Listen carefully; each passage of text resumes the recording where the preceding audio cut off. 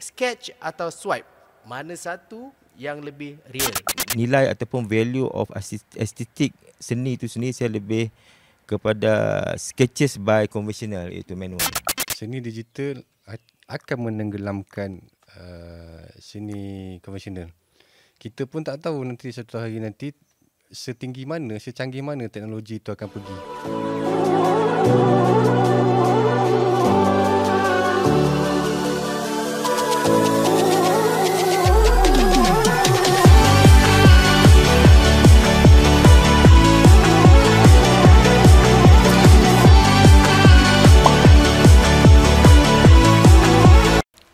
Assalamualaikum dan selamat sejahtera.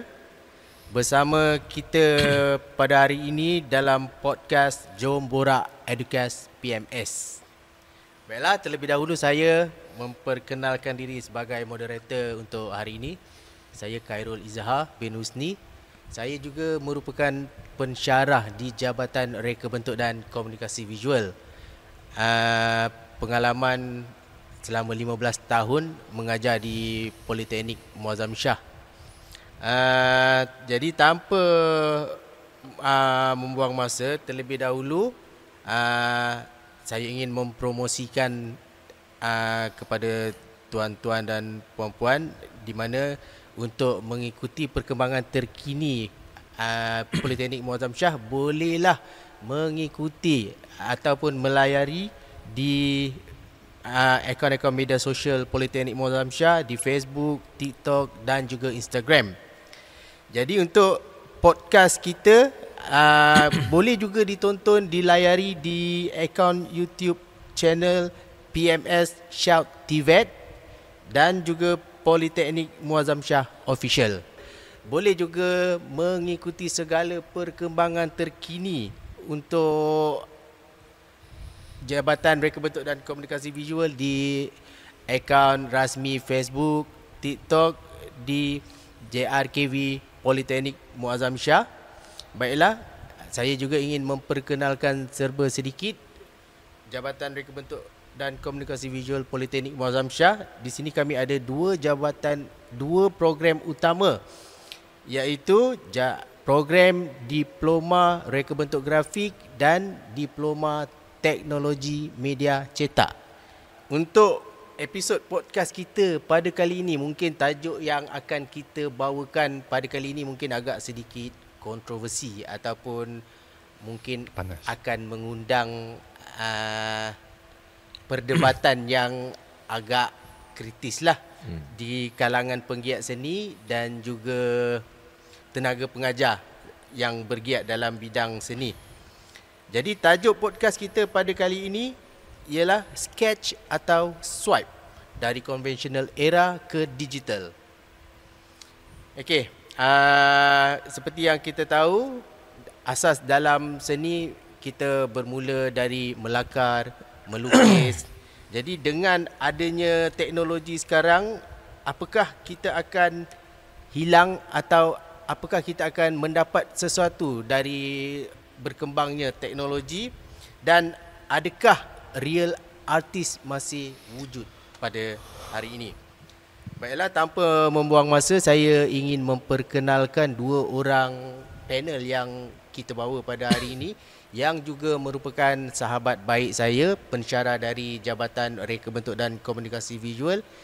Tanpa membuang masa, saya minta Encik Azmi untuk perkenalkan diri. Okey, terima kasih Cik Khairul. Bismillahirrahmanirrahim. Assalamualaikum warahmatullahi wabarakatuh dan salam sejahtera. Nama saya Muhammad Azmi bin Ahmad. Saya merupakan ketua program bagi Diploma Reka Bentuk Grafik. Telah berkhidmat lebih daripada 15 tahun di sini. Saya rasa saya juga seorang pensyarah, di mana saya sendiri mengajar melukis, drawing. Dan juga saya sebenarnya lepasan sarjana seni halus dan teknologi di UiTM, dan saya rasa teruja juga dengan isu dan juga topik yang kita bangkitkan, yang kita bincangkan pada petang ni, sebab kita rasa benda ni pun dah lama apa orang kata tu lama terpendam. So saya rasa dengan perkongsian ilmu pada petang ni, pada hari ni, sekurang-kurangnya kita bolehlah berkongsi sedikit pendapat di mana kita mungkin ada setengah isu dan perkara kita tak tahu dan kita boleh berkongsi bersama-sama dengan yang lain. Dan saya rasa teruja jugalah kerana saya dijemput bersama-sama menjayakan program ni. Okey, itu sajalah. Okey, terima kasih Cik Azmi. Panel kita yang kedua, Encik Mio Saifullah Lulaid, sila perkenalkan diri. Terlebih dahulu saya nak tahu apa perasaan Cik Mio diundang untuk podcast kita kali ini. Sebab kita punya topik kali ni dia agak kontroversi sikit. Sebab iyalah zaman sekarang ni semua nak berlumba-lumba AI kan. Tapi sebab kawan saya ni dia the real artist lah yang saya kenal. Jadi saya memang nak dengar sangat apa yang keluar daripada mulut dia hari ni. Silakan Cik Mio. Okey, bismillahirrahmanirrahim. Okey, saya teknologis Mio Saifullah Lulaid bin Mio Samsudin. Okey, merupakan pensyarah dan juga ketua program bagi program Diploma Teknologi Minda Cetak di Jabatan Kebentuk dan Komunikasi Visual. Saya dalam topik ni saya sebenarnya memang agak teruja dan juga dia ada something yang saya nak boleh hujahkan benda tu. Okey, sebelum tu saya juga merupakan saya juga merupakan seniman yang berkecimpung dalam industri seni halus ni lebih dari 10 tahun sebenarnya. Sehingga hari ini saya masih lagi aktif berkarya, membuat hasil-hasil lukisan dan sebagainya. Saya juga merupakan graduasi daripada sarjana seni halus dan teknologi.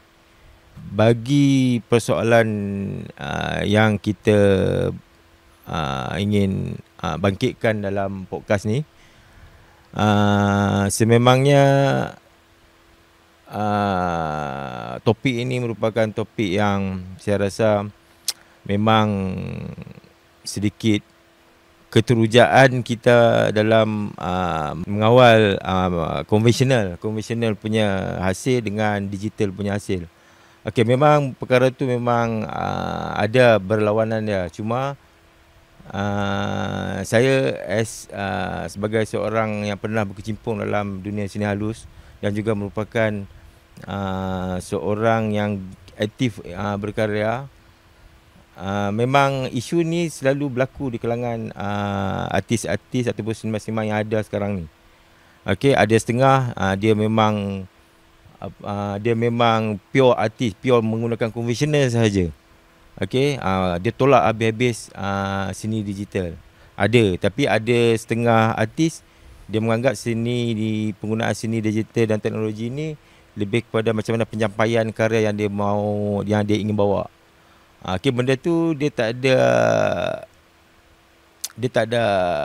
orang cakap apa ni, dia tak ada masalah pun. Cuma macam mana pembawakan, macam mana isu yang ingin disampaikan, itu saja. Cuma maybe bila ada teknologi ni orang cakap mudah, senang. Okay, kau fikir saja kau boleh wujudkan satu visual yang bagus, satu visual yang cantik. Okay, kau cakap je apa yang kau nak, kau boleh dapatkan apa visual yang kau nak.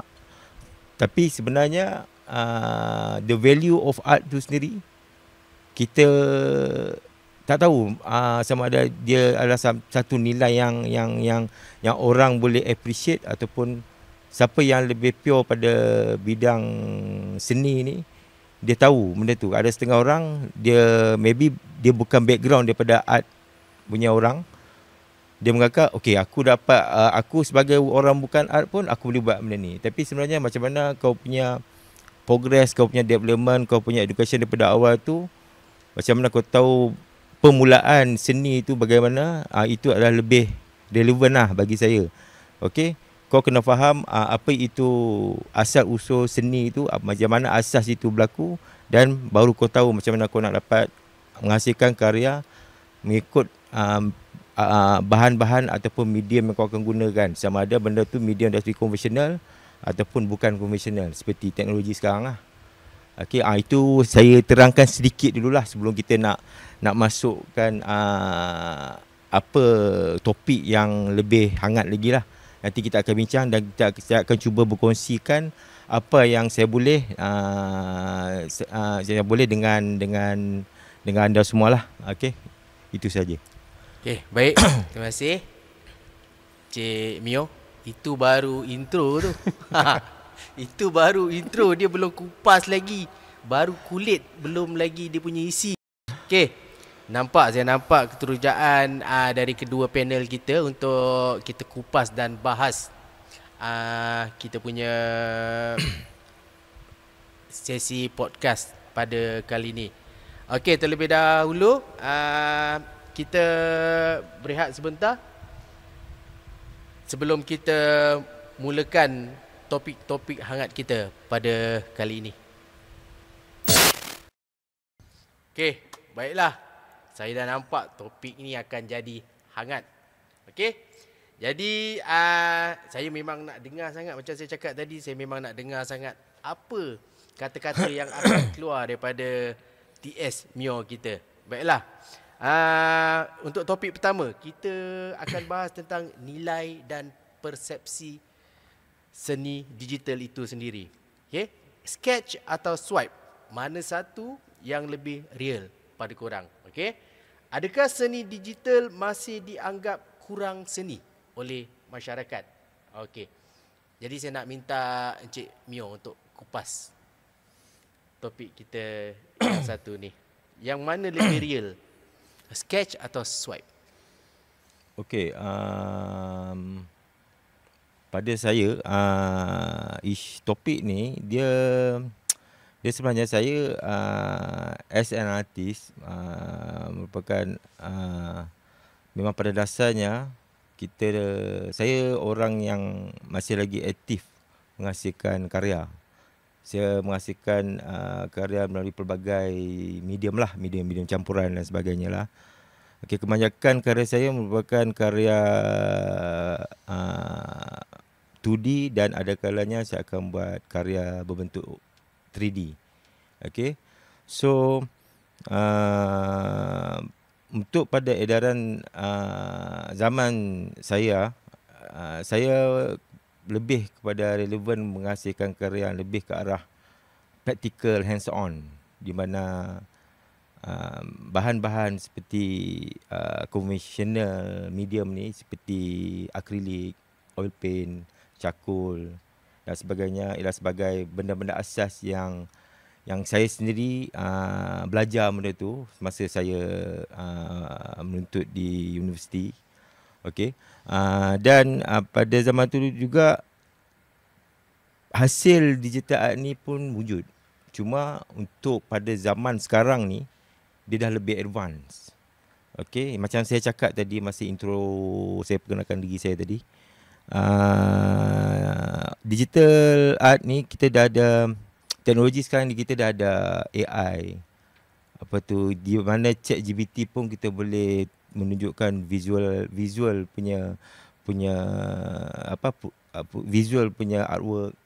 Okey. So kat situ untuk the maksud daripada Cik Khairul tadi, the real, bagi saya the real nilai ataupun value of aesthetic seni itu sendiri saya lebih kepada sketches by conventional, iaitu manual. Okey. Tapi saya tak cakap teknologi sekarang ni dia tak ada real dia tak ada estetik yang lebih orang cakap estetik yang lebih bagus. Cuma macam mana penggunaan AI ataupun teknologi sekarang ni, macam mana macam mana penyampaian artis tu sendiri. Okey. Penyampaian artis tu bermaksud dia nak berkarya tu macam mana? Dia nak berkarya tu apa nak penyampaian dia? Apa visual dia tu bagaimana? Okey, kat situ sebenarnya dia tak ada masalah apa-apa. Even saya sendiri pun melukis, saya menggunakan untuk menghasilkan form, saya pun masih lagi menggunakan projektor sebagai lakaran. Dan sebenarnya saya sendiri pun belajar macam mana kita nak lukis secara manual, belajar perspektif. Benda tu saya belajar. Tapi kita menggunakan teknologi itu sebagai kelebihan. Okey, di mana kita nak cepat menyiapkan karya, kita nak cepat menyiapkan contohnya karya yang kita ingin buat.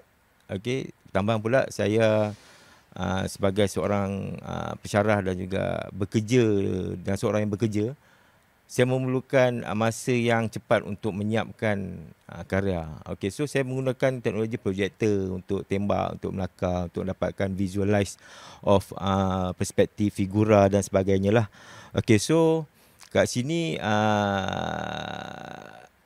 the real antara sketches dan juga swipe, dua-dua tu bagi saya ada kepentingan dia. Contoh dari segi sudut swipe Cik Gerul. Swipe ni kita gunakan tab.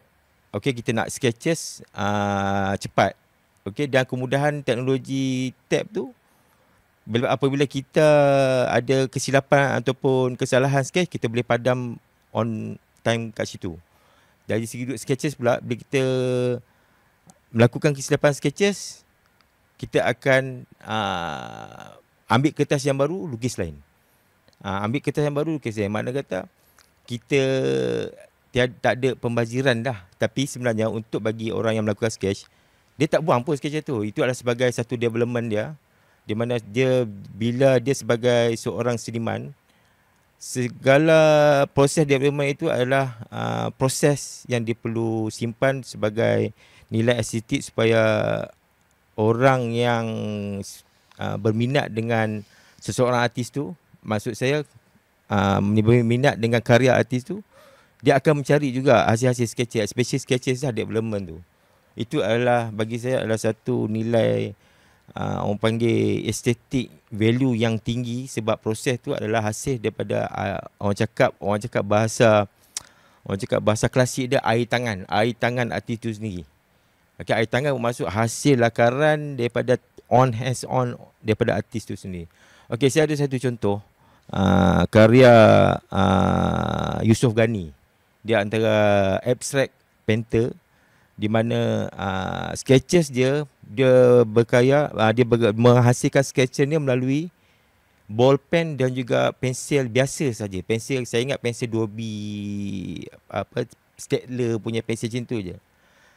Tapi kolektor banyakkannya mencari sketches dia dengan ada signature dia yang bernilai satu keping A4 berharga RM5,000.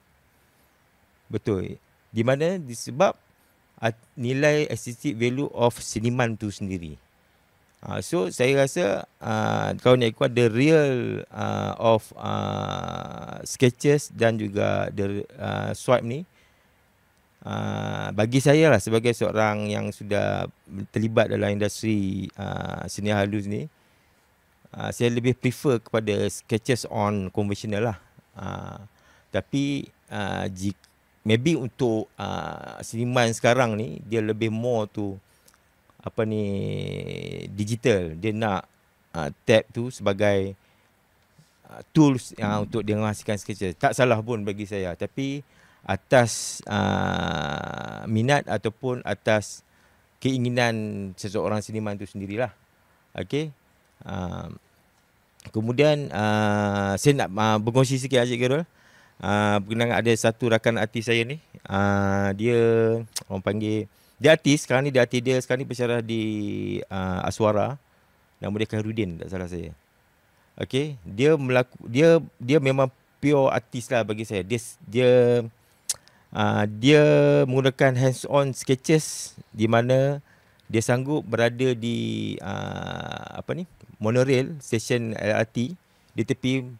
Dia sketches kelibat orang ramai yang berlalu kat depan dia secara fastest sketches. Okey, bagi dia kesilapan on sketches tu tak ada silap. Itu adalah progress dia. Jadi dalam masa sehari dia berada daripada pagi tengah hari sampai ke petang untuk melakar orang yang lalu kat depan dia, turun daripada train. Dia melakukan faster sketches. Okey, dia berulang-ulang kali figure tu sampai dia membentukkan figura orang yang lalu depan dia secara beramai-ramai. So bagi saya itu adalah satu value yang agak tinggi lah, di mana awak dia hanya menggunakan sketches pintu saja pun ada dah terjual. Okey, so itu ada sedikit pengungsian saya lah, di mana bagi saya the real sketches dan juga swipe ni bagi saya macam mana pembawakan seniman tu sendirilah. Itulah. Okey, baik. Terima kasih Cik Mio. Jadi isu dia sekarang ni tak ada siapa paling real. Jadi kedua-dua kita terima lah. Terima ya bagi saya. Okey, sebelum kita beralih ke panel kedua Encik Azmi, saya sebenarnya tertarik dengan apa yang Cik Mio kongsikan. Jadi saya nak tanya dari persepsi Cik Mio sendirilah, dari segi interpretasi, sekiranya Yusof Ghani beralih ke digital, adakah nilai estetik dia akan sama nilai dengan karya-karya konvensional dia yang sebelum ni? Jika seorang Yusof Ghani, jika seorang Yusof Gajah, jika seorang Ahmad Fuad beralih ke digital, adakah nilai karya dia tu sama nilai dengan karya-karya yang terjual sebelum ni? Okey, bagi saya sama je nilai dia. Sebab apa saya cakap nilai dia sama? Disebabkan nama dia. Yeah. Nama dia tu dia dah dikenal, dia antara pelopor artis yang telah terkenal, bukan sekadar di Malaysia, malah di Asia Tenggara dan juga di dunia. Okey, jadi contohlah kalau awak tengok, okey, kita kenal M. Nasir kan? M. Nasir seorang penyanyi. Okey, dia seorang membuat lagu, Pelukis. nyanyi, pelukis. Tapi dia memang seorang pelukis dan dia jarang keluar artwork dia. Tapi satu hari, tak salah saya, tahun lepas ke 2 tahun lepas, dia ada menghasilkan satu karya yang agak abstrak sikit. Dan ramai kolektor terus nak beli work dia. Atas sebab nama dia. Itu je sebenarnya. Jadi sebab tu saya cakap, bila peralihan daripada dunia digital dan juga dunia konvensional ni, dari segi sudut kesenian tu sendiri, dia tak ada masalah pun. Cuma maybe pada zaman sekarang ni, maybe generasi yang digital art yang dia dah diperkenalkan dengan digital ni, dia lebih ke arah situ. Bagi saya itu tak ada masalah. Cuma dia ada masuk perselisihan tu, dia ada jenis orang-orang lama sebenarnya, orang-orang yang dia tak boleh terima dengan keadaan teknologi sekarang. Sebab bagi dia, contohlah macam saya kan, macam maybe bagi saya boleh terima benda tu. Tapi bagi rasa setengah orang ni, dia agak tidak boleh terima. Sebab saya pernah, sebelum saya masuk jadi pensyarah ni, saya pernah sekali ditegur oleh senior pada zaman tu, di mana saya ada projek menghasilkan mural, dan teguran dia agak keraslah sedikit, di mana dia menganggap saya ni bukan pure pelukis lah, di mana saya menggunakan projektor sebagai salah satu medium untuk memvisualkan hasil mural tu. Jadi saya ada pendapat saya sendiri, saya jawab dia, buat apa kita membazirkan masa untuk mengukur perspektif figura tu sendiri, di mana kita ada teknologi yang lebih cepat. Kita bukan buat job tu untuk diri kita buat job ni untuk orang, untuk klien. So bagi saya benda tu tak salah pun. Benda tu normal, sebab kita kena ikut peredaran pada teknologi pada zaman sekarang ni, di mana apa yang kita boleh memudahkan kita mudahkanlah. Buat apa kita nak menyusahkan diri untuk membuat sesuatu yang sepatutnya menghasilkan keuntungan, tapi kau menyusahkan diri untuk mendapatkan kerugian. Itulah maksud saya. Jadi itulah, kadang-kadang kita tak boleh memuaskan orang ramai. Jadi pendapat adalah sendiri-sendirilah. Itu je lah daripada saya. Jadi nak tak nak sebenarnya kita sebagai penggiat seni ni harus berbaur dengan peredaran zaman, Ya. menerima Betul. ataupun dengan kata lain kita beradaptasi dengan Betul. perkembangan. Kita macam biasa hands on melukis Betul. kan, tapi dalam waktu yang sama kita kena pandai juga Kena ambil tahu juga. digital kan, kita kena ambil tahu juga lagi sebagai pendidik. Okey, terima kasih Cik Mio. Jadi untuk topik kedua ni, saya nak tanya dengan panel kita Encik Azmi. Okey. Encik Azmi ni dia yang saya kenal lah, dia sahabat saya. Jadi sebelum dia masuk kerja sebagai pensyarah ni, dia ni seorang pelukis jalanan. Okey, dia seorang pelukis jalanan. Dia ambil tempahan melukis portret. Okey, melukis portret ni pun sebenarnya bukan calang-calang lah, bukan semua orang dalam bidang seni ni berkebolehan melukis portret. Okey. Jadi melukis portret ni sendiri pun dia ada kebolehan tersendiri yang tidak semua orang mampu nak melukis lah. Okey. Jadi untuk topik kedua ni berkaitan demokrasi atau kehilangan seni. Okey. Soalan dia, dengan AI dan apps yang macam-macam ada sekarang, siapa pun boleh buat art. Tak kira. Kau tinggal kau nak prompt cantik-cantik, buat ayat cantik-cantik, pap, jadi. Ghibli style. Tiba-tiba jadi tu, jadi ni. Okey. Tapi adakah itu satu seni ataupun itu dapat membantu dalam kesenian, atau sebenarnya dia dah merosakkan nilai seni ataupun originality seni itu sendiri? Dari pandangan Cik Azmi macam mana? Okey, terima kasih Cik Kirul. Kalau pada pendapat saya lah, pengalaman tu tak adalah kata bagus ataupun banyak, tapi progres ataupun perjalanan saya bermula daripada melukis potret di Uptown Rawang masa tu, mengambil upah melukis potret daripada RM10 sehinggalah paling tinggi masih sekarang, masih beraktif lagi lah sekarang sehingga RM500. So progres daripada RM10 ke RM500 tu sebenarnya ada macam-macam pahit manis lah. Ada macam-macam pahit manis. Macam Cik Mio dia menggunakan projector. Macam saya dulu punyalah rasa terdesaknya saya photostate. Saya photostate gambar tu size A3 saya ingat lagi. And then kita tekat kat belakang tu, kita nak cepat. Sebab kita tahu customer beratur yang order ni. Jadinya itu pun salah satu teknologi. Tapi kalau nak cakap pasal keaslian, okey, adakah teknologi membunuh keaslian? Sebenarnya bagi saya lah, secara jujur lah, pendapat saya lah, persepsi saya sendiri, keaslian tu akan terbunuh sedikit demi sedikit lah. Okey, kenapa saya cakap macam tu?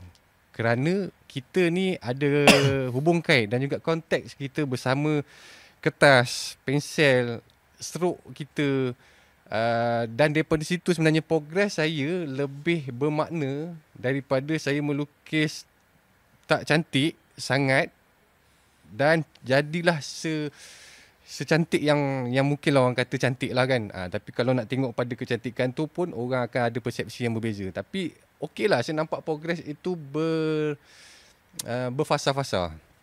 Jadi aslinya kat situ adalah kita punya hasil.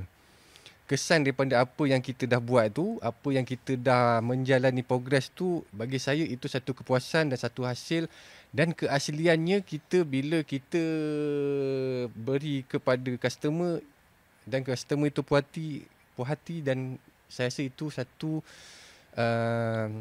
karya yang mungkin saya rasa sangat-sangat bermakna lah.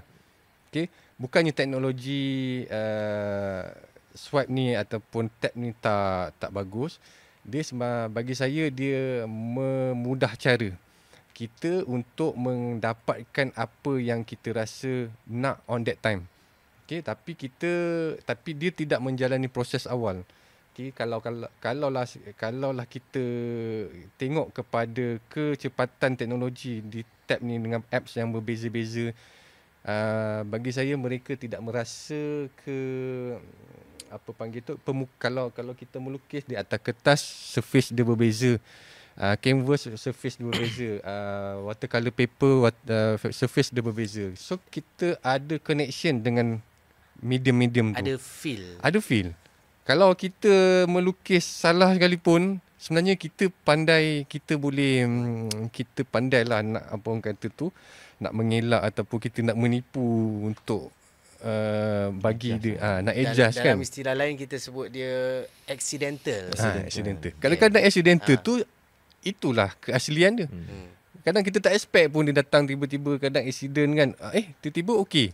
So kebanyakannya artis-artis yang mana dah menghasilkan karya yang banyak tu sebenarnya ada juga naratif yang mereka ceritakan tu melalui accidental punya progress kan.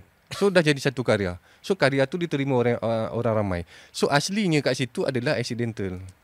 Kan secara tak langsung orang tengok macam tak apa-apa, tapi sebenarnya bila orang bila bercerita pasal naratif tu, ada hubung kait. Ada relate lah dengan diri aku, ada relate lah dengan orang ini.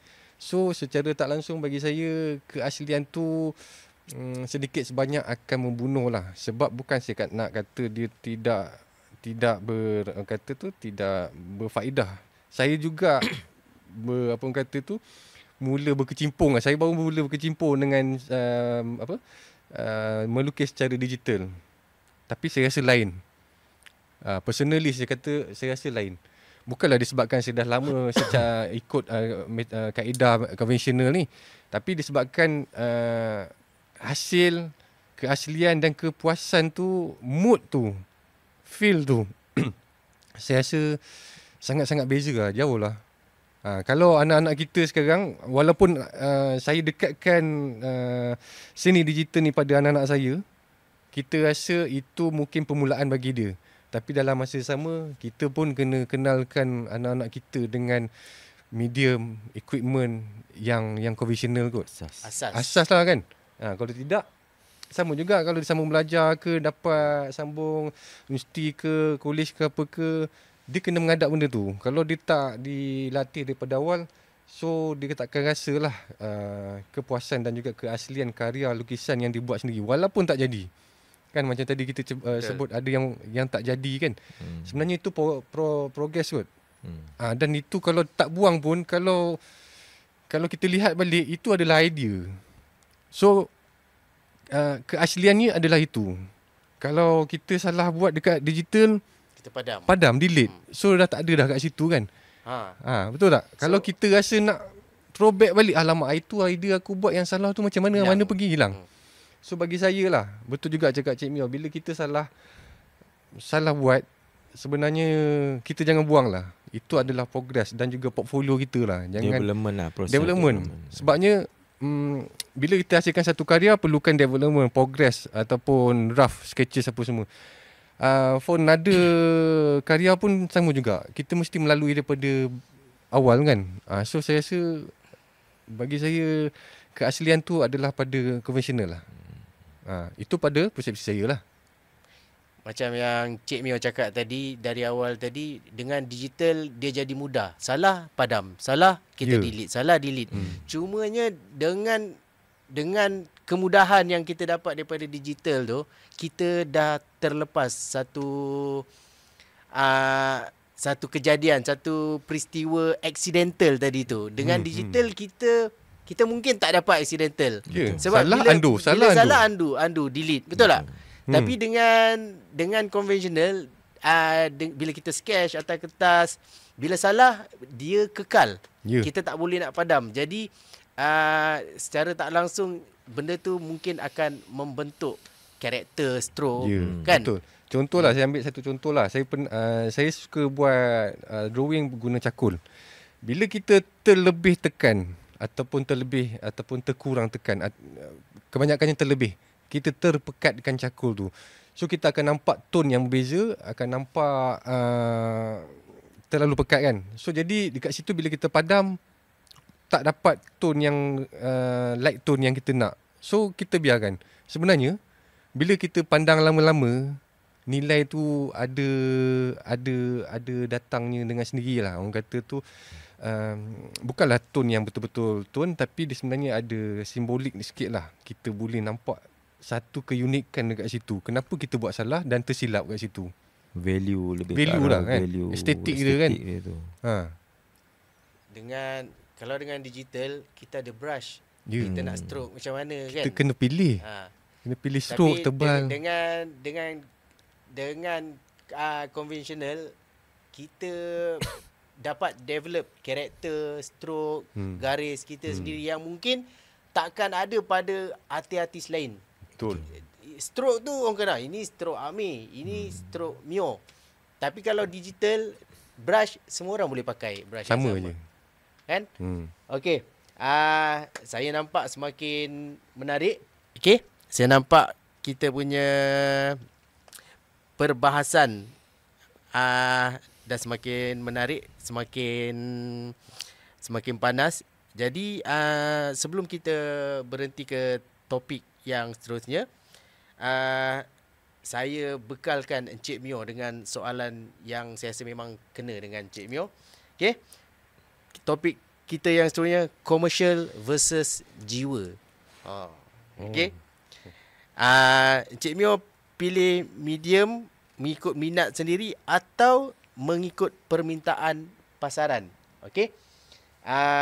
Kita kembali lagi selepas ini. Baiklah, kita kembali lagi ke topik yang seterusnya. Saya dah tanya Encik Mio tadi, saya harap dia dah bersedia nak jawab. Commercial versus jiwa. Apa menurut Encik Mio sendiri? Okey, bagi saya untuk menghasilkan sesuatu karya melalui medium yang berkaitan dengan komersial ataupun lebih kepada minat ataupun jiwa, bagi saya lebih kepada jiwa itu sendirilah. Saya sebenarnya saya lebih suka kepada eksperimentasi bahan. Okey, saya menggunakan bahan konvensional dan juga tidak konvensional untuk menghasilkan karya. Yang di mana maksudnya dia lebih kepada media campuran lah.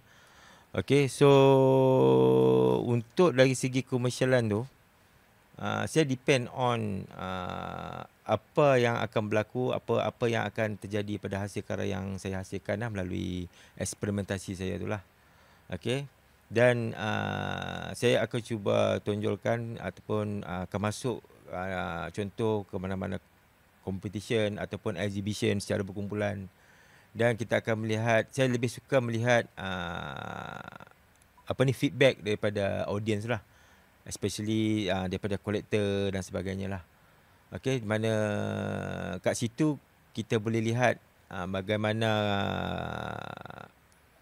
peminat seni ni bila dia bertanyakan apa yang kita buat, apa yang value ataupun estetik hasil daripada karya yang telah dibuat, bila kita bercerita tu dia orang lebih teruja. Okey, dia orang lebih untuk mengetahui apa sebenarnya konsep ataupun cerita yang naratif yang dibawa oleh artis ni. Okey, dan apa medium yang digunakan. Okey, bila kita menerangkan dan jika kolektor ataupun peminat seni itu sendiri minat, kalau dia beli, bagi saya itu adalah bonus. Okey, bonus di mana orang panggil rezeki lah. Okey, saya tak mengharapkan lukisan saya untuk dijual. Okey, kalau dia dijual, itu adalah bonus ataupun rezeki bagi saya. Okey, so di situ kita lihatlah saya daripada segi sudut pandangan saya, di mana antara komersial dengan menghasilkan karya melalui jiwa ni, saya lebih mengadaptasi melalui menghasilkan karya melalui jiwa lah. Itulah. Ini dari sudut pandang seorang seniman, betul tak? Betul. Okey, lebih kepada jiwa lah. Sebab bagi saya sendiri, karya seni ni lebih kepada tuntutan jiwa seorang seniman. Tapi berbalik pula ke kita ceritalah designer, okey. Dah tentu pemilihan medium ni lebih kepada sesuatu yang lebih praktikal lah. Jadi sebenarnya tak ada isu which one real tak real, jiwa tak jiwa. Sebenarnya lebih kepada keperluan itu sendiri. Kalau seniman, as an artist, of course lah lebih kepada kejiwaan. Dah tentu-tentu waktu kita melukis tu, masa Dia itulah cerita dia. jiwa kita tersalurkan ke Lukisan. lukisan kita. Okey, saya celah sikit Cik Khairul. Okey, kalau kita nak melihat dari segi sudut designer okay, kita nampak banyak dah designer yang menghasilkan local brand. Okey, local brand di mana saya boleh nampak bila dia orang menghasilkan produk lebih kepada jiwa. Contohnya saya bagi satu contoh lah. Local brand kuku besi. Okey, di mana kuku besi ni antara brand lokal yang agak famous ataupun terkenal jugalah bagi saya dalam Malaysia ni. Dan kalau dia berekspresi melalui karya-karya artwork dia memang sangat-sangat estetik lah bagi saya. Dia menghasilkan karya-karya mengenai kemalayuan, kenegaraan dan sebagainya, kenegerian. Jadi dia punya hasil kenegerian ni dia bukannya lebih kepada formal sangat pun. Dia lebih kepada apa yang jiwa dia ingin, apa jiwa yang jiwa dia ingin sampaikan. Tapi kita tengok dia orang punya produk dah terkenal. Jadi bagi saya itu adalah bonus dia, rezeki dia mengeluarkan satu identitas yang orang cakap daripada diri dia sebagai seorang artis yang menghasilkan local brand yang gitu, bagi saya dia cukup baguslah. Okey, dan kalau kita tengok pun banyak local brand yang lebih, especially kalau kita tengok band-band sekarang pun banyak kan, yang daripada orang cakap underground band dan sebagainya pun banyak mengeluarkan merchandise ataupun produk-produk t-shirt lokal yang agak kualiti yang boleh untuk dijual sebenarnya. Dari ekspresi yang bersifat individual tapi go commercial. Go commercial, yes, ada. Okey, baik Cik Mio. Okey. Untuk mempercepatkan lagi podcast kita sebab memang saya rasa kalau kita bahas cerita ni memang akan jadi panjang lebar, akan jadi sangat kontroversi, ada panas. Okey. So untuk topik yang keempat ni lah, cabaran dan masa depan. Okey, bagi Encik Azmi sendirilah, apa cabaran paling susah dari manual beralih ke digital? Adakah perubahan ni, peralihan dari manual ke digital ni beri satu kesan yang membosankan atau sesuatu yang memberi rasa keterujaan sebab kita nak explore sesuatu yang baru? Okey. Macam mana Cik Azmi? Kalau perubahan daripada konvensional ke yang ke digital lah kan, proses dia tu bagi saya dia sebenarnya bergantung juga kepada setengah artis. Ada setengah artis tu dia sanggup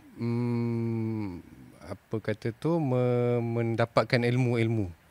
Okay, mendapatkan ilmu-ilmu secara digital, dia campur aduk dengan konvensional, so hasilkan satu karya di mana karya itu pun sendiri boleh diterima oleh orang ramai. Bagi saya cabaran dia tu bergantung kepada setengah artis, sanggup tak sanggup lah. Kadang kita sendiri pun tak mampu nak nak conquer semua feature-features pada digital punya apps kan, sebab kita dah terlalu biasa dengan konvensional, kaedah-kaedah lama. Tiba-tiba kita nak kena belajar pula yang feature-feature tools yang ada dalam apa-apalah apps. Okey. Bagi saya, kalau cabaran tu nak kata tinggi ke, susah ke, senang ke, kita tengok pada progress. Saya suka tengok pada progress. Sebabnya pada progress tu lah kita akan rasa dia susah ke, senang ke. Adakah kita sendiri boleh contact dengan kita punya medium ke, dengan apa yang karya yang kita hasilkan tu.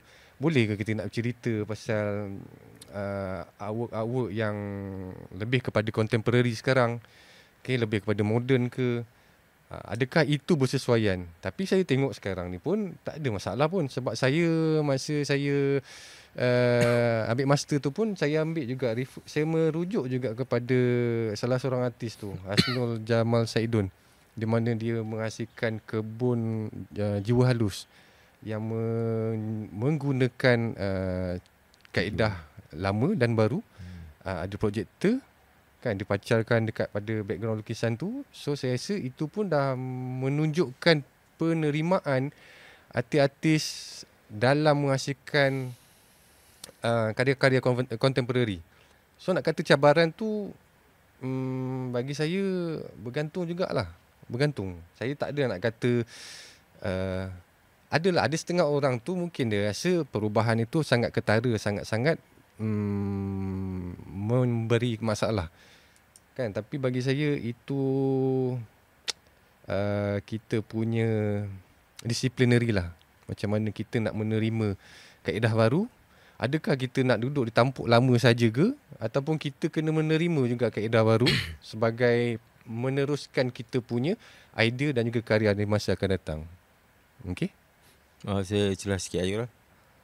Okey, dia sebenarnya dia atas keselesaan sebenarnya. Bila setengah artis ni, seniman ni, bila dia menghasilkan, contohlah dia menghasilkan karya painting. Maybe dia rasa menggunakan karya-karya bahan-bahan konvensional ni dia dah selesa. Dan dia tak nak bereksperimentasi benda yang bila kita lihat dalam zaman sekarang banyak menggunakan hasil-hasil teknologi, bahan-bahan teknologi kan. Okey, kat situ kalau kita lihat pun dari segi sudut macam kau as education yang pernah belajar dalam bidang seni, kau dah diajar macam mana kau nak melukis proportion yang betul. Kau diajar macam mana untuk kenal color. Color ni kalau kau nak color pokok ni kau kena guna color apa, kau nak campur color apa. Macam mana kau nak dapat perspektif, kau nak gunakan bahan-bahan cakul, pensel, media arang dan sebagainya. Benda tu kita boleh buat, tapi adakah benda tu boleh dinaikkan sebagai satu penerimaan pada zaman kini? Okey, sebab zaman kini pun banyaklah orang guna teknologi. Orang dah macam saya sendiri lah, macam saya guna projector untuk menghasilkan perspektif visual. Okay, even saya ada seorang kawan merupakan artis yang juga pensyarah daripada dia UiTM Syed Iskandar, nama Fadli Sabran. Dia pernah dulu berada di apa ni, satu studio dengan saya dulu. Okay, dia ni seorang artis yang realism. Dia boleh buat painting realism. Dan dia beralih ke arah digital art. Dia menghasilkan video art, dia menghasilkan installation art, conceptual art. Dan sekarang dia punya karya dia dah pergi ke seluruh Asia Tenggara, dah pergi ke Mumbai, India, China dan sebagainya. So bagi saya peredaran zaman tu untuk kita daripada masa ke semasa tu kita perlu juga mengambil tahu zaman kini punya progres, zaman kini punya peredaran. Kalau kita tengok pun, kalau Art Now, kalau awak tengok dalam buku Art Now, buku dalam buku kat depan saya ni pun, ini antara ada kawan-kawan saya jugalah dalam buku Ilham Contemporary Art ni. Okey, banyakkan karya-karya dia lebih advance, lebih kepada di luar kotak, di mana kadang-kadang kita ni tak mau lebih berfikiran lebih kritis. Macam itulah. Dia mengharapkan okey, apa yang dia buat sekarang itu dah cukup. Itu dah cukup. Dia tak nak explore. Ada je contohlah kalau kita tengok Yusof Ghani pun dia macam tu je lah. Tapi itu pada zaman dia. Zaman dia takkan dia dah umur dah 70 nak masuk 80 dia nak buat digital pula. Dia depend on seniman tu sendirilah kadang. Okey, baiklah. Saya rasa menarik juga untuk kita pertanyakan sejauh mana relevan karya-karya yang berbentuk konvensional di zaman sekarang. Apakah karya-karya konvensional ni hanya bernilai di mata kolektor, tapi di mata awam, kita sebutlah orang awam, selain pada kolektor. Okey, selain pada kolektor, kita sebutlah apa tanggapan orang awam nilai karya-karya konvensional ni, adakah masih relevan bagi Cik Mio? Macam mana? Okey, dia sebenarnya konvensional ni dia bagi saya lah, konvensional ni dia banyak terms dia sebenarnya. Betul. Konvensional ni dia ada terms bahan. Dia ada konvensional yang visual. Teknik pun, teknik konvensional lah. Okey, kalau kita nak menghasilkan karya konvensional, maksudnya dia menggunakan bahan konvensional, tapi contoh dia menghasilkan karya, contoh karya digital art, tapi dia menggunakan bahan konvensional. Contoh dia guna akrilik, dia guna watercolor, dia guna oil paint. Tapi visualize dia menghasilkan karya-karya digital macam pop art, macam anime, macam kartun-kartun yang progress dia daripada digital. Okey, itu kita boleh declare sebagai satu visual yang tak konvensional. Okey, tak konvensional maksudnya lebih kepada digital punya figura. Okey, itu saya cakap. Kalau itu atas pada Siman sini masa dia nak menyampaikan satu hasil karya dia. Atau macam ni, sebenarnya istilah konvensional ni satu masa konvensional ni sekali sebenarnya itulah digital. Ya. Yeah. Dia akan jadi. Dia akan jadi bila dia akan blend sekali. Dia akan blend, dia akan bahasa paling cantik dia akan blend. Dia sebenarnya benda tu selari je. Cuma macam mana kita nak bawakan bahan tu ke konvensional tu kepada bahan ni. Benda tu dia selaras. Mana yang kita belajar daripada bawah, pada asas dia, kat situ juga kita akan bawa sampai ke zaman sekarang ni. Dan macam mana pembawakan itu melalui yang macam mana. Persepsi kita tentang konvensional ni mungkin satu masa akan berubah. Konvensional ni bukan lagi karya-karya seni tampak, seni halus, bukan lagi buat landscape, installation. Saya rasa dengan berubahnya zaman, dengan berkembangnya teknologi, istilah konvensional itu sendiri akan bergerak. Betul. Blend sekali. Betul. Saya rasa bahasa paling cun blend. Okey, menarik. Pertanyaan untuk Cik Mio. Okey. Hak dan etika. Okey. Hak dan etika. Dengan digital art ni sebenarnya karya itu sendiri mudah untuk dicuri, okey, di rip off, di repost, atau istilahnya senang untuk dirompak lah, okey. Jadi apa pandangan Encik Mio sendiri tentang hak dan etika dalam berkarya dalam seni digital? Okey, bagi saya mostly kebanyakan kalau hasil artwork yang dirompak ni, kita tengok artwork yang macam mana dia buat.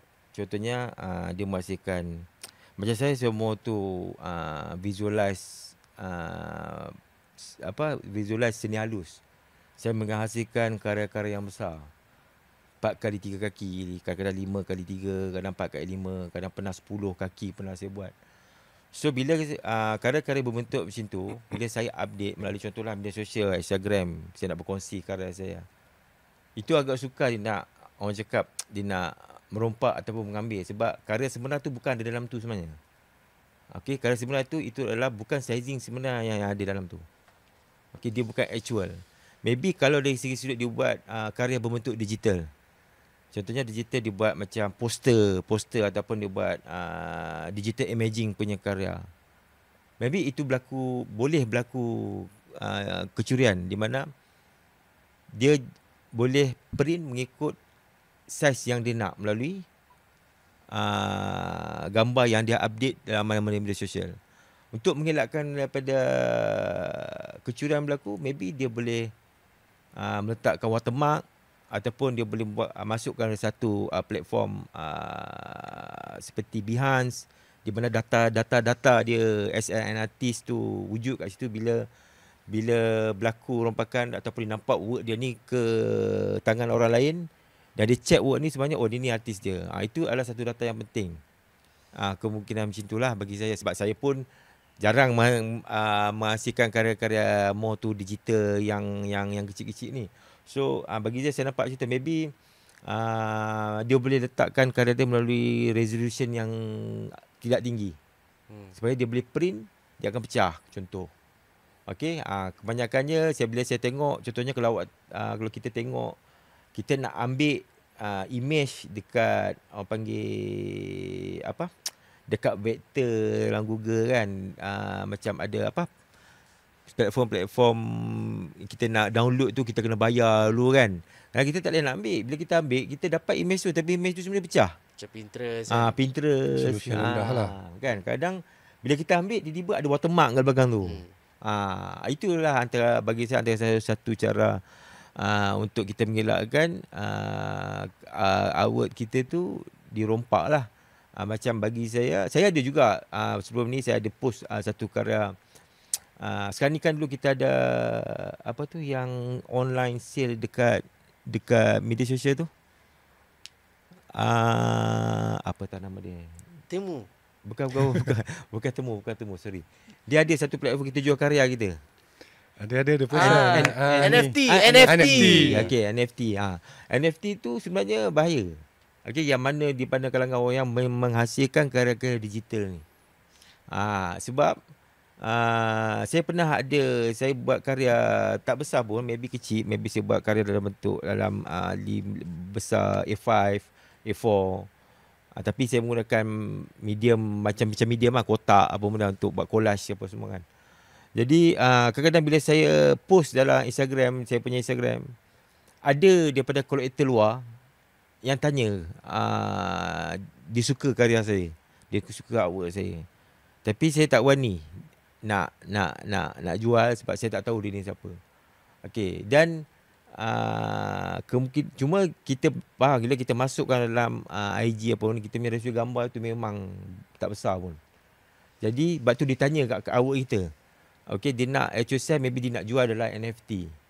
Okey, so saya ignorekan dia apa benda semua. Okey, jadi saya tak ada contact dengan dia. Itu pun adalah salah satu cara untuk orang mencuri work kita. Maybe dia anggap dia itu collector, tapi sebenarnya bukan. Dia sebenarnya nak ambil karya kita tu. Sebab kita nak bagi pun kita akan bagi melalui digital.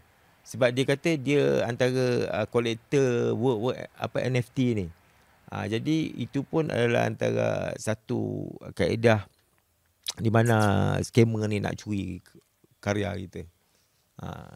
Okey, sebenarnya ada satu yang terdetik dalam kepala saya ni kan. Nak tak nak mungkin kita harus akui nilai katalah karya-karya seni halus mungkin lebih bernilai kalau nak dibandingkan dengan karya-karya seni digital yang mudah dirompak, okey, yang mudah diplagiat. Sebab katalah lukisan Cik Mio sendiri hanya ada satu dalam dunia. Jadi nilai, kita tak cerita nilai secara wang ringgit. Okay, kita tak cerita nilai karya tu berdasarkan nilai duit. Tapi kita nilai dia dari segi aesthetic value dia tu tetap tak mampu nak menyaingi karya-karya lukisan fine art. Kalau nak dibandingkan dengan karya digital lah. Betul. Yang mudah tersebar. Yes. Okay. Kalau nak tak nak kita kena post dengan resolution yang lebih rendah. Okay, jadi contoh kata saya pun suka dengan digital art. Okay, saya banyak awak-awak digital art. Jadi saya memang dah bersedia untuk karya dicuri. Jadi memang lebih kepada for fun lah. Tapi untuk hak dan etika tadi tu mungkin lebih nilai tinggi pada karya-karya berbentuk konvensional lah. Lebih-lebih lagi karya-karya fine art yang tiada pendua dalam dunia. Okey. Kita pergi kepada soalan yang terakhir saya tujukan kepada panel kita, Encik Azmi.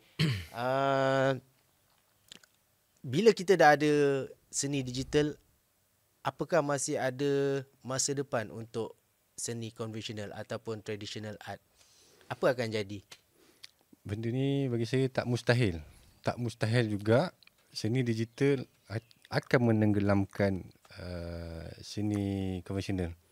Kita pun tak tahu nanti satu hari nanti setinggi mana, secanggih mana teknologi itu akan pergi. Kita tak tahu. Tapi saya rasa bagi pendapat saya mungkin akan dia akan overlapping lah, dia akan menindihkan konvensional punya kaedah, teknik, cara dia.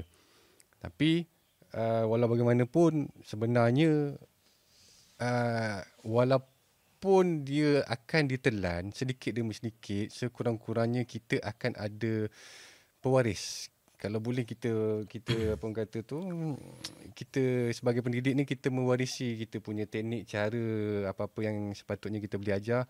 Itu je lah yang boleh menyelamatkan teknik konvensional tu akan berpanjangan, berterusan sehinggalah, yelah, mungkin akan tenggelam tapi sekurang-kurangnya ada sedikit.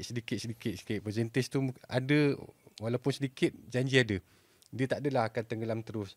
Sebabnya saya tahu peredaran masa, teknologi akan berkembang pesat di satu masa nanti di mana orang pun akan lupa konvensional punya kaedah. So jadi kalau saya, bila digital dah dominance, konvensional akan jadi satu sejarah lah. Di mana sejarah itu yang kita kena buka buku baru lah. Maksudnya kita kena adakan satu buku di mana kita akan belajar bagaimana kaedah-kaedah konvensional ni dilakukan. Masa tu bila digital dah dominance, barulah kita tergege kepada kaedah konvensional, baru nak mencubalah apa kan. So akan efek kepada yang lain-lain ni lah, dari segi generasi baru dan juga saya rasa ada juga efek dengan surface contohnya kertas ketulisan, medium equipment yang kita guna tu mungkin dah tak akan guna lagi dah. Contohlah Canva lah kan, satu hari nanti Canva akan lenyap. Tapi bila digital dah dominance, barulah kita sibuk nak mencari balik canvas. Secara tak langsung sebenarnya bila menyebar luasnya karya-karya berbentuk digital atau penghasilan karya-karya seni dalam bentuk digital, itu akan menaikkan nilai karya-karya konvensional menjadi lebih eksklusif. Betul. Jadi orang-orang macam Cik Mio ni dia takkan pupus sampai bila-bila. Sebab contoh bila duit dah tak laku, orang akan cari emas. Jadi bila dah berlambaknya dalam pasaran work digital ni, sebenarnya nilai karya-karya konvensional akan menjadi lebih eksklusif. Betul. Jadi orang-orang macam Cik Mio ni dia akan sentiasa laku. Betul. Lagi satu lah saya nak cakap, beritahu, kongsi sikit lah. Okey, topik soalan tadi tu. Okey, sebenarnya kadang-kadang macam mana kita nak mengekalkan ataupun nak selarikan bidang bahan konvensional ni ke zaman digital era ni melalui pendidikan lah. Okey, pendidikan di mana kita sebagai daripada bidang background seni ni, art ni, komunikasi visual ni, kita perlu mengekalkan subjek-subjek yang konvensional tu. Kita perlu memahamkan generasi baru ni, okey, bermulanya pendidikan ni adalah sebagai sesuatu proses di mana awak nak meneruskan ke digital era. Dia dari situ bagi saya benda tu dia tidak akan pupus lah, maksud saya. Maksudnya generasi yang baru ni dia masuk belajar, sebenarnya kita nak asasnya adalah melalui konvensional. Macam mana kan sekarang ni pun kalau bidang-bidang grafik bidang-bidang fashion ke ataupun sebagainya pun, dia akan memulakan pembelajaran foundation ni, dia akan belajar juga benda tu. Jadi bila dia dah masuk ke cabang program tu, baru dia akan more to digital lah. Tapi yang penting asas tu dia tahu dulu. Jadi sebenarnya tanggungjawab dalam dunia pendidikan ni seharusnya tanamkan akar. Betul. Ataupun asas yang kukuh untuk penggiat-penggiat seni yang akan datang lah, untuk pelapis-pelapis. Baik, jadi kita berhenti seketika sebelum kita tutup sesi podcast kita kali ini.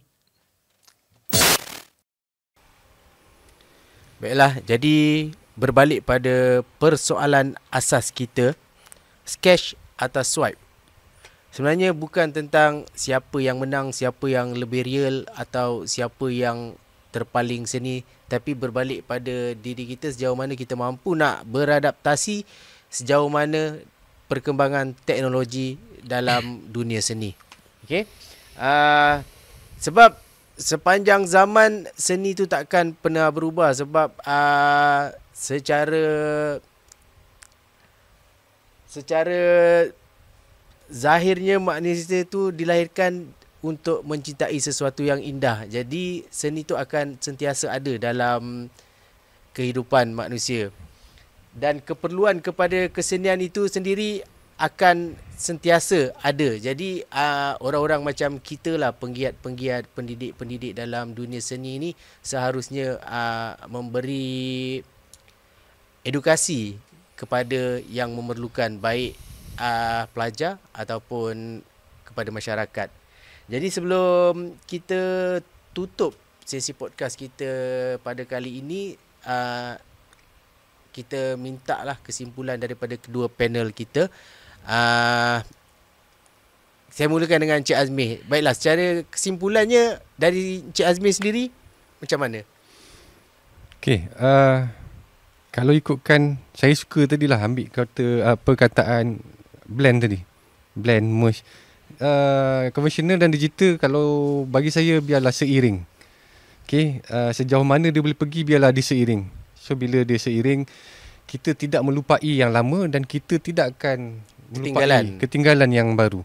Jadi kedua-duanya pun kita mampu menguasai dan kedua-duanya kita mampu untuk tahu sesuatu yang baru akan wujud bila kedua-dua ini diteruskan, dan idea-idea akan dikembangkan dari masa ke semasa kalau kedua-dua ini seiring.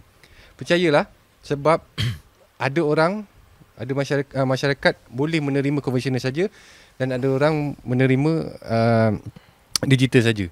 Tapi kalau kita gabungkan kedua-duanya sekali, saya rasa satu keunikan mood, rasa yang mungkin boleh dicampurkan sekali, akan ada satu kepuasan dan estetik value tu makin tinggi, dan saya rasa karya yang dihasilkan nanti tu akan nampak lebih bernilai dan tinggi harganya.